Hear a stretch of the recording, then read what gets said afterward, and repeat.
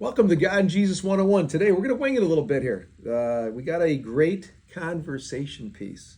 And I don't have a ton of notes, but the title is called That Guy on the Cross. And again, it's a great conversation piece. We used it with one person, and the more I got thinking about it, it's really pretty much good for everybody. So here it goes. That Guy on the Cross. 4 questions. There's four questions. Number 1. You've heard of that guy on the cross, correct? Most everybody has. Weddings, funerals, cemeteries, hospitals. Everybody's seen the guy on the cross somewhere, for the most part. Okay?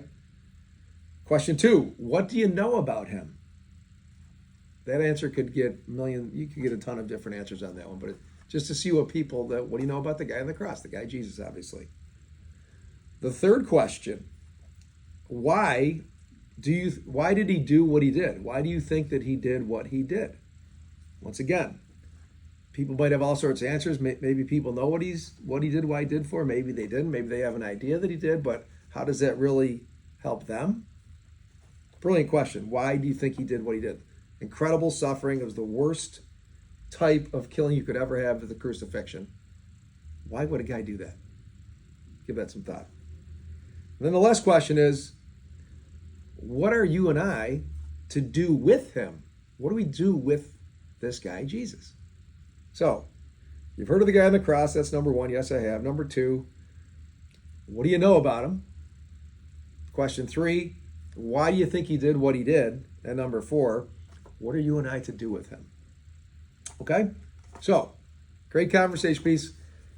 And I looked up 4 scriptures here, so to go along with this.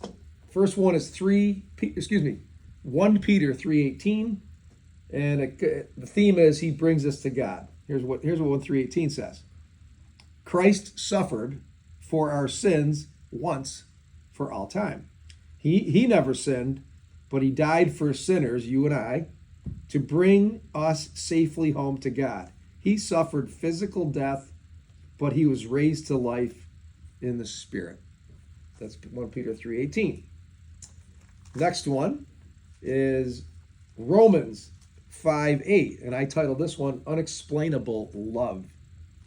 5:8, Romans says, but God showed his great love for us by sending Christ to die for us while we were still sinners. Just incredible, incredible love. God never sinned once, didn't do anything bad. We did all the stuff we've done in life. He's come down to die for us. Number 3, 2 Corinthians 5:21. Let's see here. A non-sinner, we just talked about, Jesus, takes on yours and mine and everyone's sins so that we are right in God's eyes. That's the theme of this one. 2 Corinthians 5:21 says, for God made Christ, who never sinned, to be the offering for our sin, so that we can be made right with God through Christ. Think about it. So me being the schmop that I am, who knows how many sins I've committed in my life, some good, some really bad, whatever. I get to look righteous in God's eyes because of Jesus. I have no business doing that. But I get to look righteous in God's eyes because of Jesus. It's just so graceful, it's so blessing, it's awesome. And everybody else does too, who believe in him. Last one is Mark 10:34, and this is the game changer because the title is He Will Rise. Mark 10:34 says, they will mock him being Jesus, they will mock him, they will spit on him, they will flog him with a whip, and they will kill him. But after 3 days, he will rise again. If Jesus never dies and in 3 days rises from the dead, there's no Christianity. It's over. It all dies with him on the cross. We may have talked about that before, but the whole thing that makes Jesus and Christianity different from everything else is the guy totally sacrificed himself for us, and he says, I'm going to die and come back to live. And 3 days later, he's back walking around the earth. 500 different people see him for 40 days. So nobody else has done that. That is the game changer. It's the resurrection. And that gives us the ability to rise from the dead and live with Christ and Jesus forever. Pretty good stuff. So back to the original questions. The guy on the cross, it's all about him. You've heard of him. What do we do about him? Why do you think he did what he did? Why would he do that? Because he loved us. Pretty simple. And why? And it gives us a pathway back to God. So, what are we to do with him?